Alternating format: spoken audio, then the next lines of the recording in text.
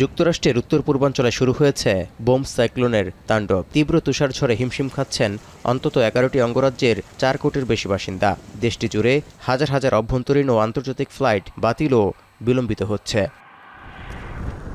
সোমবার 30টির বেশি অঙ্গরাজ্যে তুষারপাতের পূর্বাভাস দিয়েছে মার্কিন আবহাওয়া দপ্তর। উপকূলীয় এলাকার কোথাও কোথাও ঘণ্টায় 110 কিলোমিটার গতিতে ঝোড়ো হওয়ার পূর্বাভাসও দেয়া হয়েছে। ইতিমধ্যেই বিদ্যুৎ বিভ্রাটে ভোগান্তিতে লক্ষাধিক পরিবার। Philadelphia, New York City, Boston ও নিউ জার্সি সহ অনেক জায়গায় জারি করা হয়েছে জরুরি সতর্কতা। দুর্ঘটনার শঙ্কায় শহর জুড়ে ভ্রমণ নিষেধাজ্ঞার নির্দেশনা ছাড়াও সোমবার শিক্ষা প্রতিষ্ঠান বন্ধের ঘোষণা দিয়েছেন নিউ ইয়র্কের মেয়র জোহরান মামদানি। আগামীর অগ্রগতির ভিত্তি আনোয়ার ইস্পাত, স্ট্রংগেস্ট স্টিল সিন্স 1978। এমনকি এক দশকের মধ্যে নিউ ইয়র্ক সিটিতে এটি সবচেয়ে বড় তুষারঝড় বলেও দাবি করেন তিনি।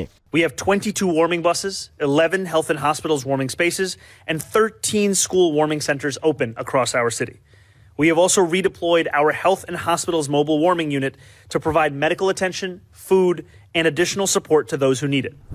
এদিকে ঘণ্টায় 1 থেকে 2 ইঞ্চিরও বেশি তুষারপাত হতে পারে বলে জানিয়েছেন বোস্টনের মেয়র। নিরাপত্তার জন্য বাসিন্দাদের ঘরে থাকার পরামর্শ দিয়েছেন তিনি। Please make plans to stay inside, stay warm, do not be on the roads. We're seeing that the rate of snowfall could be upwards of an inch, 2 inches an hour. That will be whiteout conditions. New York সিটিতে 12 থেকে 18 ইঞ্চি পর্যন্ত তুষারপাতের পূর্বাভাস দিয়েছে আবহাওয়া বিভাগ। এমনকি ফিলাডেলফিয়ায় 16 থেকে 22 ইঞ্চি, বোস্টনে 18 থেকে 24 ইঞ্চি, নিউ জার্সিতে 20 থেকে 28 ইঞ্চি, ওয়াশিংটন ডিসিতে 2 থেকে 5 ইঞ্চি পর্যন্ত তুষারপাতের শঙ্কা করা হচ্ছে। তৌহিদুর রহমান, এখন বিশ্ব।